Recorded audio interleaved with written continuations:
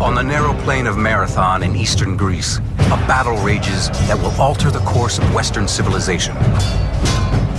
On one side, the army of the Persian Empire, the most powerful fighting force in the world. On the other side, the army of Athens, half its size, led by the famed Greek general Miltiades. This is a battle of military brilliance in the face of overwhelming odds. A battle for the future of Greece and for the supremacy of the ancient world. Two civilizations are about to collide. East meets West on the plains of Marathon.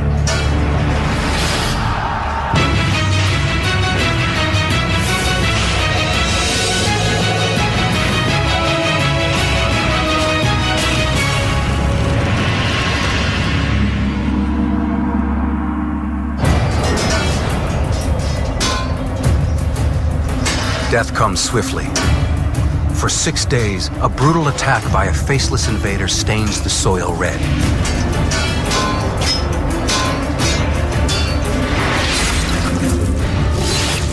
Those not butchered are enslaved. The aggressors are the heavy infantry of the mighty Persian Empire.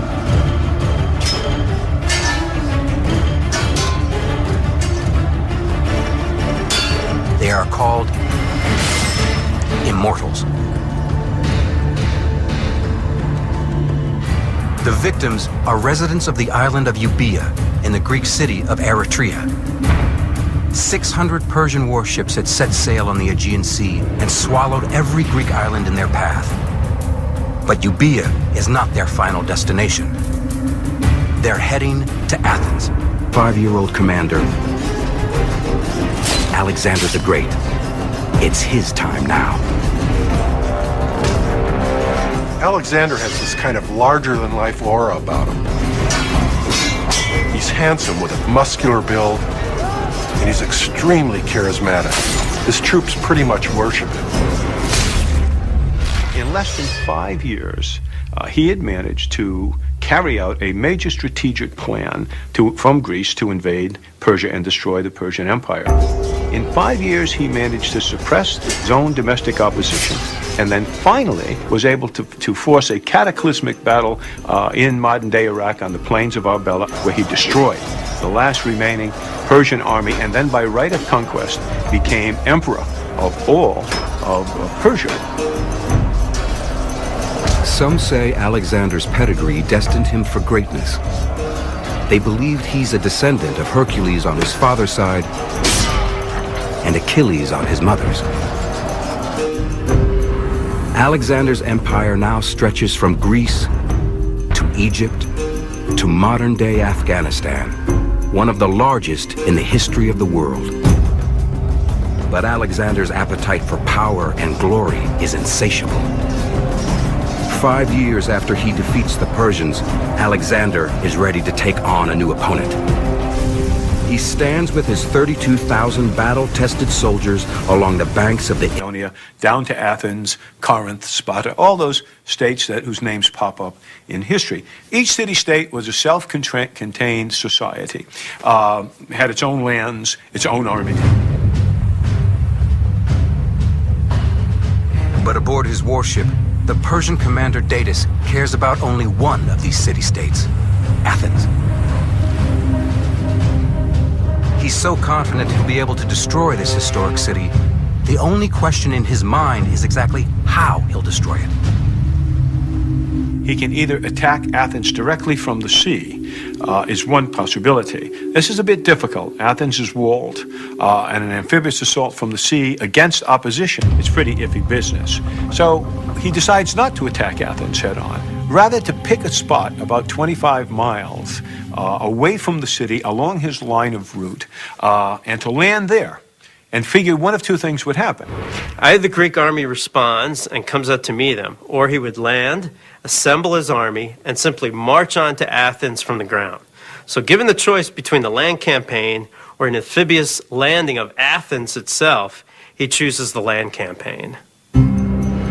Datis directs his fleet of 600 ships about 26 miles away from Athens, at Marathon. He moors his ships in Marathon Bay and disembarks on the skinniest beach. The Persians then make camp on the northeast side of the plain, next to the Great Marsh. The Persian army is about to slam into Athens like a Category 5 hurricane. The Athenians know surrender isn't an option, but they're divided on how to prepare. Should they hunker down behind the city walls or march out to meet the Persians in battle? Some in Athens believe that an open field battle against the Persians is suicide, but one Athenian disagrees. His name is Miltiades, and he has a personal history with the Persians. Miltiades is a very interesting character. He comes from a prominent family in Athens, and when he's about 35, he takes over a Greek colony in Ionia on the edge of the Persian Empire. He rules there as a tyrant. This makes him very unpopular in Athens. In the late 6th century BC, Miltiades' home on the Hellespont Peninsula is engulfed by the expanding Persian Empire. He's forced into military service.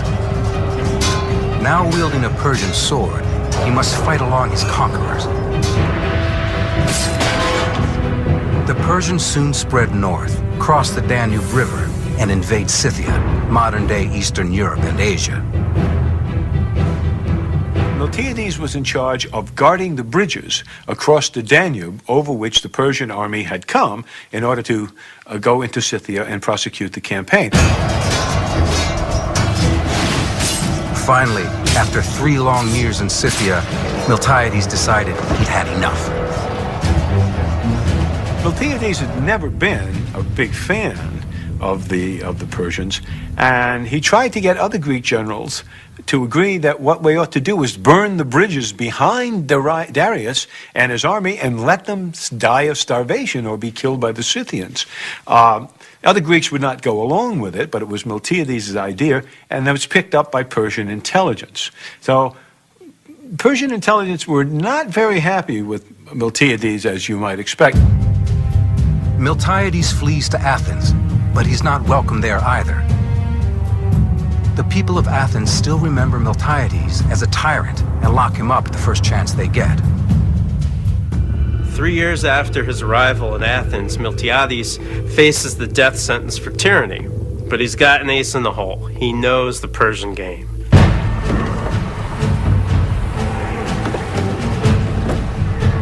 And the Persians are on their way, looking to destroy Athens. The Athenians not only spare Miltiades' life, they make him a general. But Miltiades has to wonder which fate is worse, execution or being hacked to little bitty bits by the Persian warriors. Miltiades chooses to face the Persian blade, and rather than hide behind the walls of Athens, he wants to meet the Persians on the battlefield. But the final decision on whether to fight is not his to make. Athenian democracy extends to the army too. So when an argument erupts over what to do at Marathon, the Council of 10 generals must decide what to do.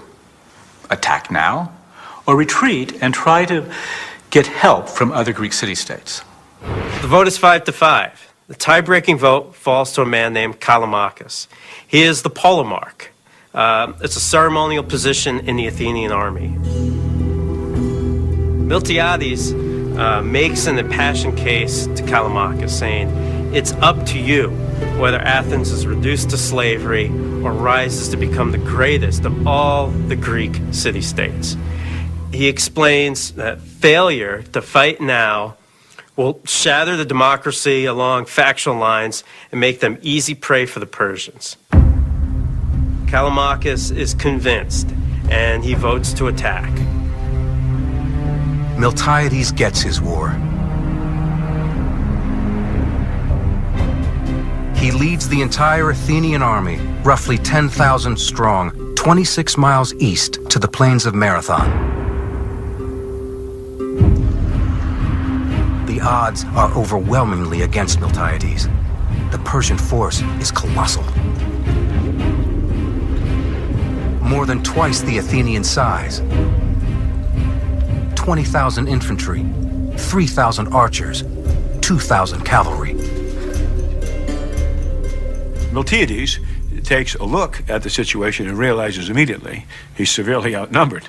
He's not only outnumbered, he's outgunned in the sense that there are fairly substantial archer and cavalry contingents. Even if the Athenians can hold back the Persian infantry, they have no way to counter the Persian war horses. It's a massive mismatch.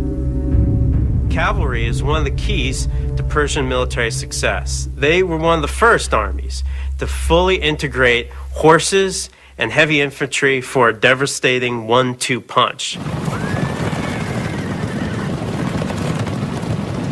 And funnel their enemies into the chomping jaws of their main infantry lines. Miltiades is outnumbered and outgunned. The Athenians have never faced a force like this before. But they have cut their teeth on some of the greatest warriors of the ancient world. For centuries, these two Greek city-states shed each other's blood. But 50 years before Miltiades faces the Persians, a conflict erupts between the Greek neighbors that will ultimately lead to the Battle of Marathon.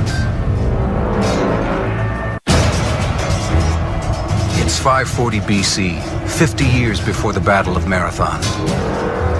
Two Greek city-states, Athens and Sparta, attack each other on the open battlefield. The rivalry between Athens and Sparta is kind of like Michigan versus Ohio State, except with spears. They constantly seek any advantage they can over one another.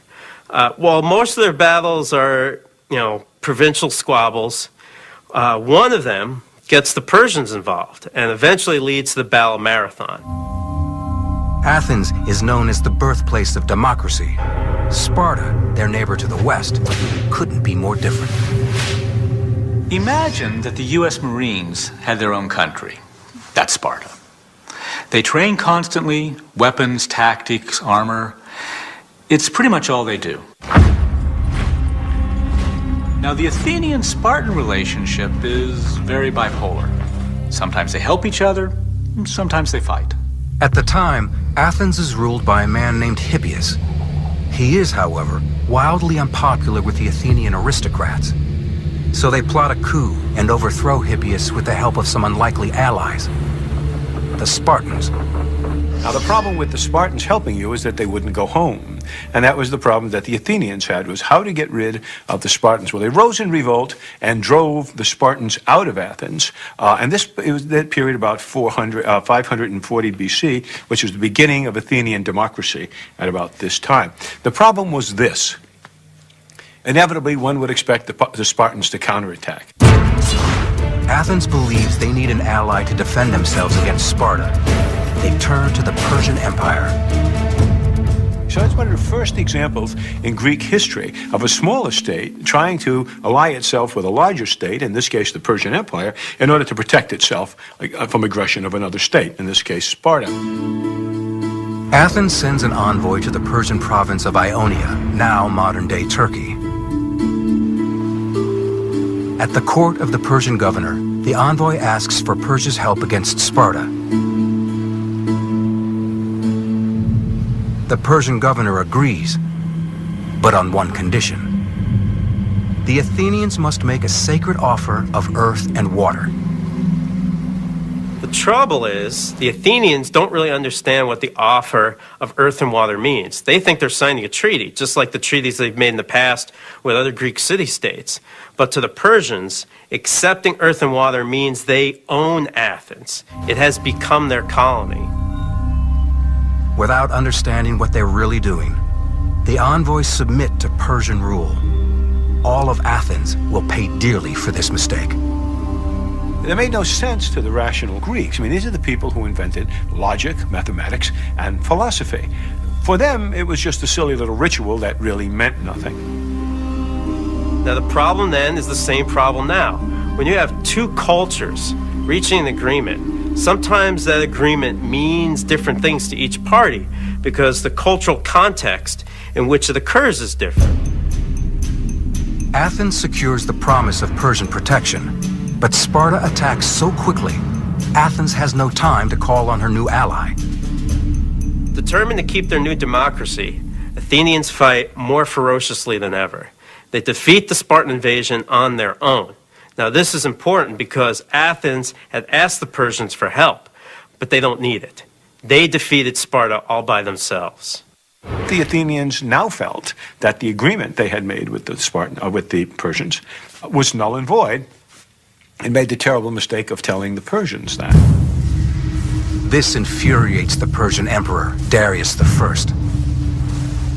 It amounted, in the Persian view, to little more than an open revolt, and Darius resolved that he was going to bring Athens to heel.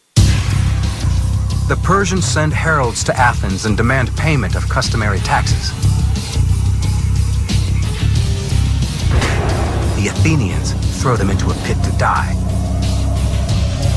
Athens has spit in the face of the world's most powerful empire. Throughout history, alliances often come with unintended consequences, but few have the magnitude of the treaty between Athens and Persia. If the Athenians never asked for Persian help against the Spartans, the world might be a completely different place today. It sets off centuries of conflict between the East and the West. And the first major battle is Marathon, where more than 20,000 Persian infantry, cavalry, and archers are preparing to burn Athens to the ground. The Athenian general Miltiades and 10,000 Greek infantrymen are colossally overmatched. But Miltiades does have one advantage. How does he offset the inferiorities that he suffers relative to the Persian forces? And the answer, as almost always in antiquity, is the same. Terrain, terrain, terrain. Location, location, location. Historians debate the exact route the Persians would have taken to get from Marathon to Athens. Some believe they would have taken the coastal road, a route that passes through the Vrexiza swamp. But then you would have had to go through a swamp, which was doable. But then you would have been a problem where the Persian army would have been in column of march, trying to gain the road with the Athenian army on its flank. Always a bad idea. The only other way to Athens is through the mountains, beginning at the Vrana Valley. If the Persian army intends to invade Athens, it's got to go through the mouth of that valley. And it's not very wide. It's not very wide. So what Miltiades does, he decides to block the valley. And he deploys his troops in the mouth of the Vrana Valley in order to make it impossible for the Persians to advance further. Miltiades has positioned his infantry in the valley like a cork in a bottle. The Athenian phalanx is made up of lines of tightly organized, interlocking warriors.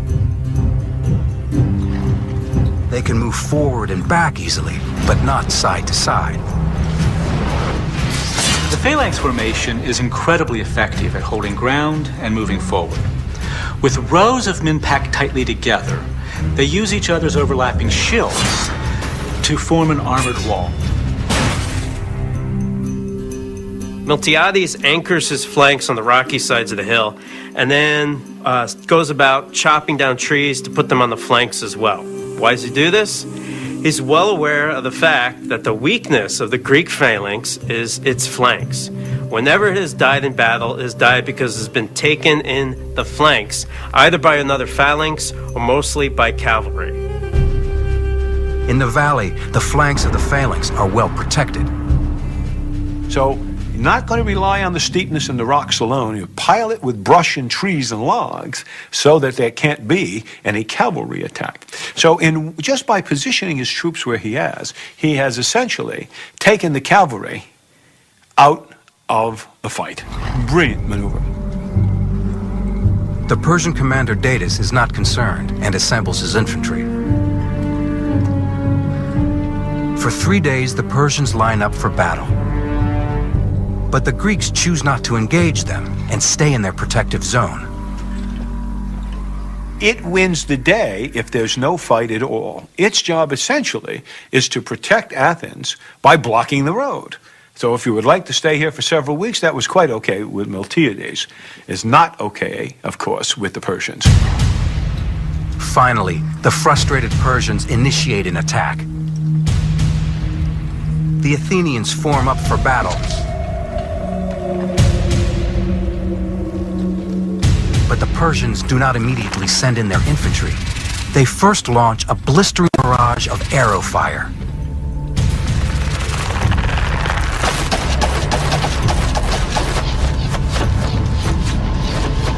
Under a tidal wave of missiles, there is nowhere for the Athenians to hide.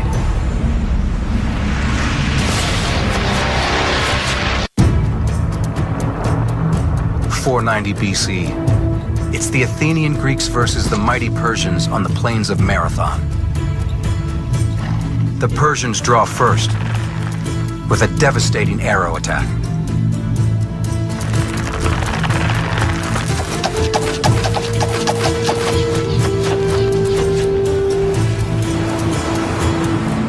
Imagine this wall of missiles literally blocking out the sun, raining down on the Athenians.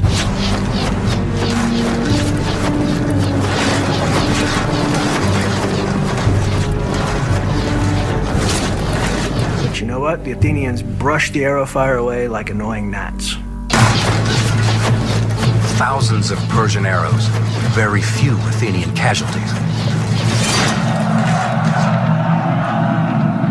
And despite being outnumbered 2-1, the Athenians, led by General Miltiades, taunt the Persians.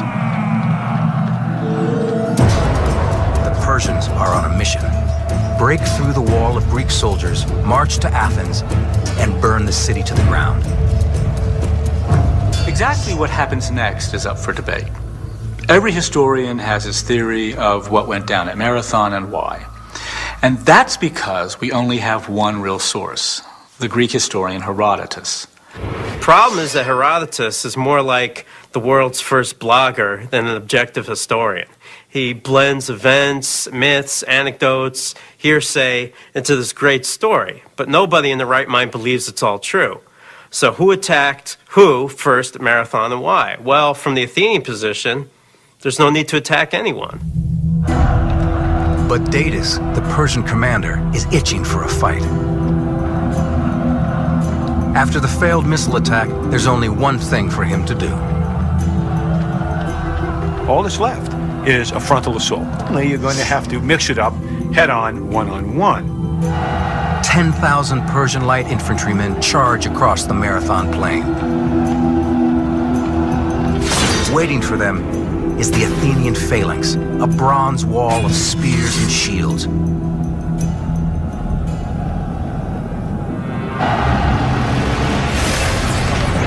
More than 1 million pounds of flesh and bone collide.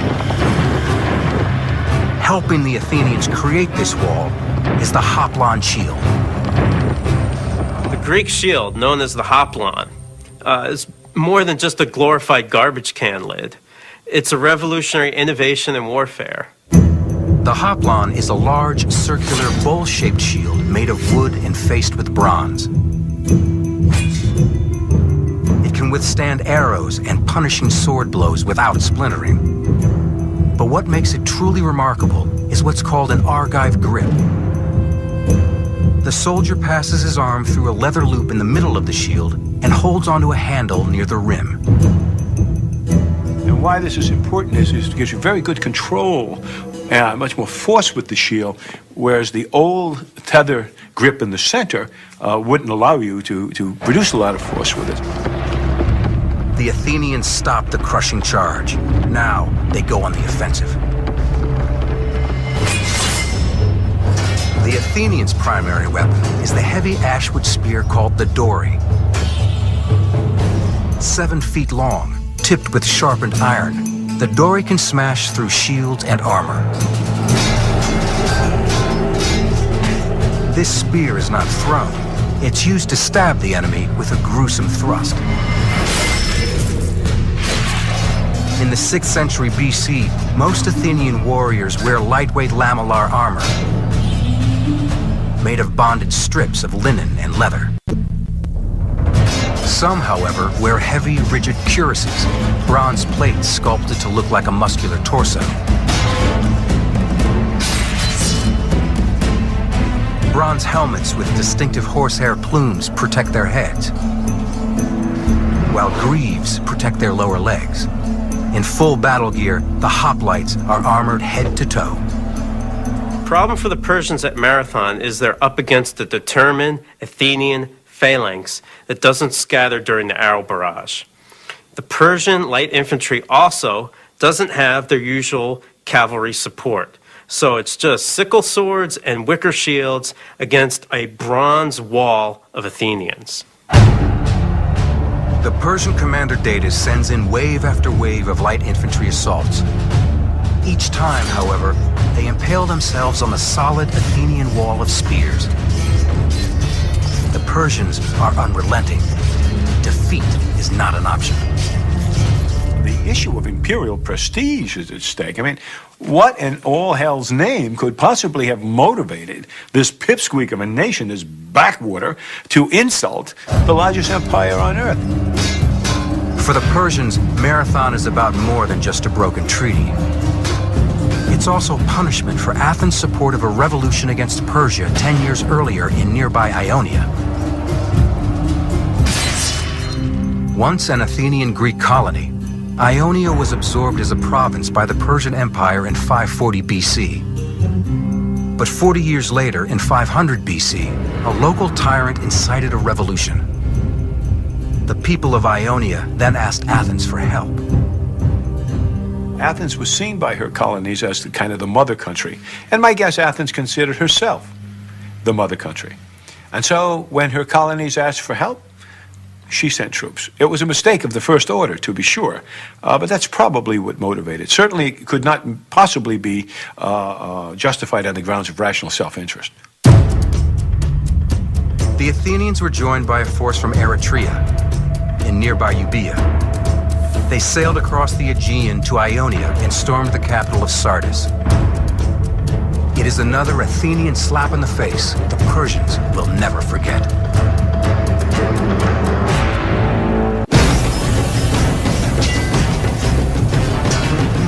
500 BC, 10 years before the Battle of Marathon, the Ionian revolt has begun. Several Greek contingents, including Athenians, attack Persian-controlled Sardis, the Ionian capital, and burn the city to the ground. To make matters worse for Persia, at the same time they are fighting wars in India, Egypt, and Scythia. The Ionian rebels score a major blow, but the victory is short-lived. The Persians increase their force levels and begin to suppress the Ionian revolt. The Athenians, knowing that discussion was the better part of valor, went home, as did the Euboeans.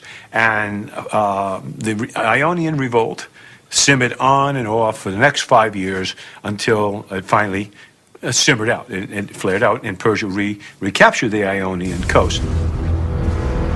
But the Persian king Darius is furious. He vows vengeance. Darius calls upon his god to grant him vengeance against the Athenians. He even makes a servant come up to him 3 times every night during dinner and whisper in his ear, "Sire, remember the Athenians." So even while he's dealing with Egypt and wars in India and Scythia, Athenian payback is always on his mind. King Darius attempts to exact revenge on the Athenians in 490 BC at Marathon.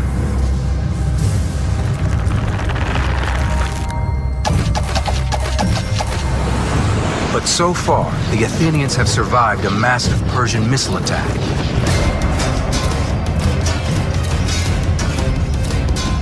And now they are holding fast against the Persian light infantry. Miltiades has brilliantly positioned his defensive force. The Greek heavy infantry phalanxes are jammed in a narrow opening between the mountains, blocking the path to Athens. The Persians had chosen the battlefield, okay, by landing at Marathon, but the Athenians had chosen the terrain by using it to maximum advantage. And it's an old trick.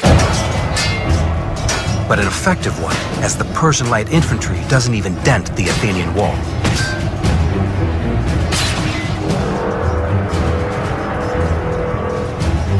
Persian light infantry retreats.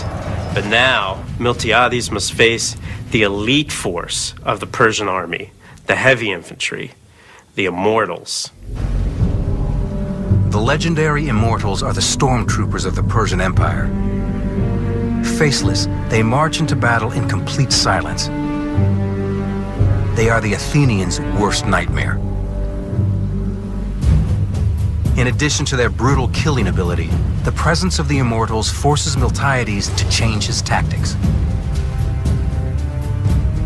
Miltiades, although he has prepared the battlefield expertly and to give him every advantage, still suffers from a great disadvantage. And that is the area in which he occupies, although it's relatively narrow, okay, is still wider than he has sufficient troops to cover. What he does is he weakens his center and moves the additional troops out. So that when you look at the deployment of the Athenian force, you're looking at a force that is relatively thin in the center, but has heavy phalanxes on either side. Weakening the center of his phalanx is a huge gamble. But then Miltiades rolls the dice again. He advances his line out of the protective valley. If he stays where he is, he knows that when the center gets hit, it's going to flex in. The problem when it flexes in, if he stays where he is there's not enough room for his heavy phalanxes on the end to maneuver inward. There's not enough room. They're jammed up against the terrain. So he has a very, very delicate tactical problem, and it's this. Miltiades must move his troops far enough to be able to extend his line so the phalanxes can maneuver. The trick is, how far can Miltiades move out from the valley? If he doesn't come out far enough, his flanks can't maneuver. If he comes out too far, the Persians can get around his flanks and surround him. And remember, all this is happening on the fly. Miltiades won't know how far is too far until it happens. The Immortals close in. Miltiades needs to make his move. He orders his troops to redeploy. Herodotus tells us that Marathon is the first time the Greek hoplites ever ran into battle. And the reason they'd never done it before is that it's exhausting. The Greeks wear all this heavy armor and carry long spears. So running just wastes a lot of energy. The other problem with running is the tight phalanx formation itself. Their strength lies in their unit cohesion. If that breaks apart as they advance, they're immediately vulnerable. My guess is that Herodotus is describing a redeployment at the run, not a movement to contact at the run. At a given signal, everybody moved as close to format as they could, moved out to 200 yards, stopped, and then reformed very quickly, so that by the time actual contact occurred with the Persians, okay, the units were once more disciplined, ranks were dressed, ready to receive the charge.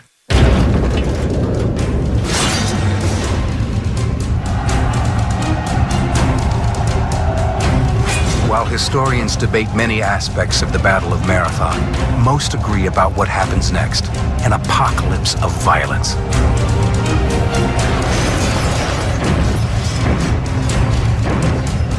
The armies collide in a horrifying maelstrom of bronze and blood.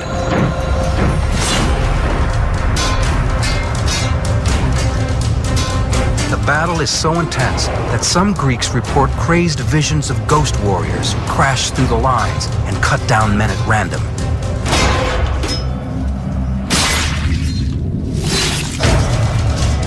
But the reality is just as terrifying. The Persians surge forward and the Athenians are beaten back. The weak center can't withstand the Persian attack. It's about to break. It's getting pushed back, back, back towards the valley. The hoplite dam is about to burst, and it looks like Athens is doomed. Miltiades' center is on the brink of collapse, but at the flanks, it's a different story. the normal tactics for the Persian infantry would have been to put the strongest units in the middle and the weaker units on the wings. This is because the wings are usually supported by cavalry. Now Miltiades would know this, and it may be why he bolsters his own forces on the flanks. With the Persian cavalry rendered ineffective by the terrain, the Athenians are able to chop down the weakened Persian flanks. The center of the Athenian line continues to be pushed back, while the flanks hold strong. And Herodotus tells us that just before the center broke, they were rallied by their officers to find new courage and actually counterattacked.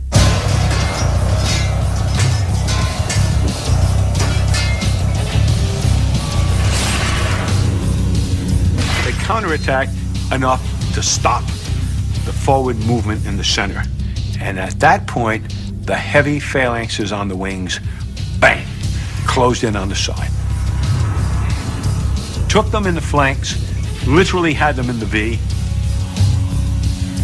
and literally slaughtered them. In a daring stroke of military brilliance, Miltiades has completely turned the tables on the Persians.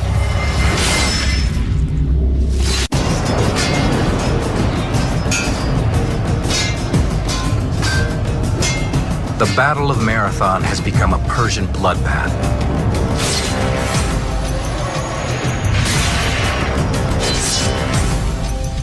While keeping his flanks anchored, the Athenian general Miltiades has pulled the center of his line back, drawing the Persian infantry into a death trap.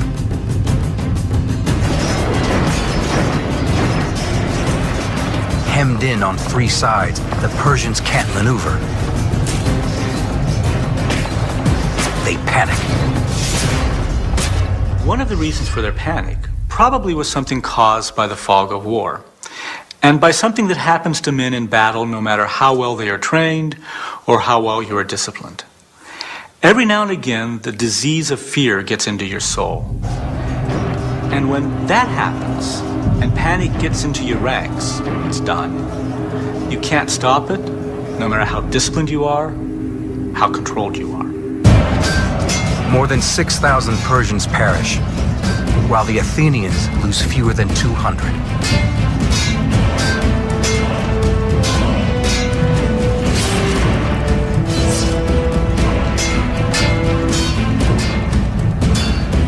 Among the Athenian dead, however, is Callimachus, whose tie-breaking vote pushed the Athenians into battle.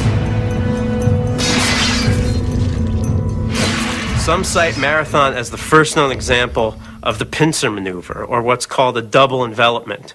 But this isn't truly the case because Miltiades only uses one force, so he does not completely envelop the enemy. The Persians still have an avenue of retreat. And they use it. The Persians race back toward the beach. Some say the Athenians immediately chased the Persians back to their ships, but this is pretty unlikely since the Athenians would be completely exhausted at this point. What likely happened is Miltiades and his men rested until they were able to go back on the offensive. It took a considerable time for the Persians to try to grab what's left, their wounded, their horses, and put them try to get them on the boats. It might have taken, several hours, 8 to 10 hours.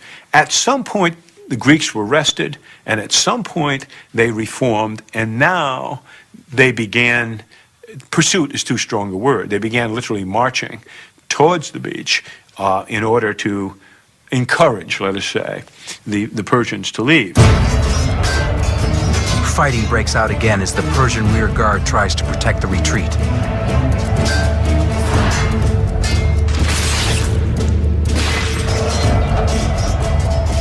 Athenians butcher them and capture 7 of the fleeting boats.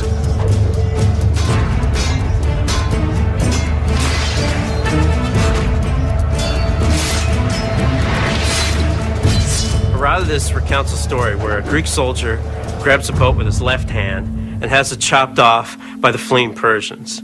Undaunted, he grabs the boat with his right hand. It also gets chopped off. So the Greek soldier bites the boat and tries to hold it on the beach with his teeth. This is the kind of hyperbole that Herodotus is known for. The Athenians rout the Persian infantry, but the danger isn't over yet. The Persians aren't sailing back to Asia. They're heading straight for Athens. Miltiades sends a Greek messenger from Marathon to Athens with news of the victory. The Athenian runs the 26 miles from Marathon to Athens, runs into the town square, yells up his hands, Nike, which means victory, and drops dead, probably of a heart attack or a stroke. And this is where we get the phrase, to run a marathon. 26 miles, the distance from Marathon to Athens. But at the same time that this inaugural race is being run, Miltiades realizes that the fight is not yet over. Once Miltiades realizes what the Persians are doing, he sends another runner back to Athens to alert them. Then he assembles his troops for a forced night march back to the city. It's hard to imagine how tired these infantry guys are at this point, but if they hope to save Athens, they have to keep going. The Athenians march all night long. It's difficult to know how long it would take the Persian ships to sail to Athens from Marathon, a distance of about 62 miles by sea. While a ship of that day could make the trip in about 10 hours, a lot would depend on the currents, weather condition, weight that the ship was carrying. Also, it's possible that some of the ships with the cavalry might have already sailed for Athens a day or so before. So Miltiades can't be sure if he had won the battle and lost the war. Early the next morning, the Persian commander Datis enters the Athenian harbor with his 600 ships. On the walls of the city, he sees Miltiades and the entire Athenian army. Datis takes one look at this, understands the difficulties involved of carrying out an opposed amphibious landing, decides better of it, turns to the coxswain, turn the boat around. The fleet turns around and sails back to Persia. And Athens remains free. As the Persians sail away, the Athenian infantry can finally celebrate their amazing victory at Marathon. To commemorate the victory, the Athenians build one of the most iconic buildings in human history, the Parthenon, a massive temple to the goddess Athena. Carved into the wall of the Parthenon are 192 figures, one for each of the Athenians slain at Marathon. After the defeat at Marathon, Datis returns to the court of King Darius. Some suggest he's executed for his failure. And while there's no evidence for this, history never hears from Datis again. But what we do know is that Darius was furious. Furious because this pygmy little barbaric state has insulted the great empire of Persia yet again and got away with it. Darius swears in his mind that if he lives long enough, he will have his revenge on the Athenians. As it turns out, of course, he doesn't live long enough. Persian revenge for Marathon falls to Darius' son, Xerxes, who 40 years after Marathon personally travels to Greece to fulfill his father's wishes. This transmission of the desire for revenge against Athens sets up, 40 years later, one of the signature battles of Western military history, the last stand of the 300 at the pass of Thermopylae. At Thermopylae, the great Spartan commander Leonidas uses the same tactics against the Persians that Miltiades did nearly half a century earlier at Marathon. Marathon itself is one of those moments that is defining in Western history. In fact, it defines what it is to be Western and Greek over against Persian and Eastern. It's not the end of the story. In fact, it's just the beginning of the story. The Battle of Marathon tells the ancient world that Persia isn't invincible. It serves as a battle cry for future rebellions throughout the empire. Greece and Persia will continue to clash on and off for the next 100 years. The struggle catapults Greece from obscurity into the center stage of the ancient world. It all begins on the blood-soaked plain of Marathon.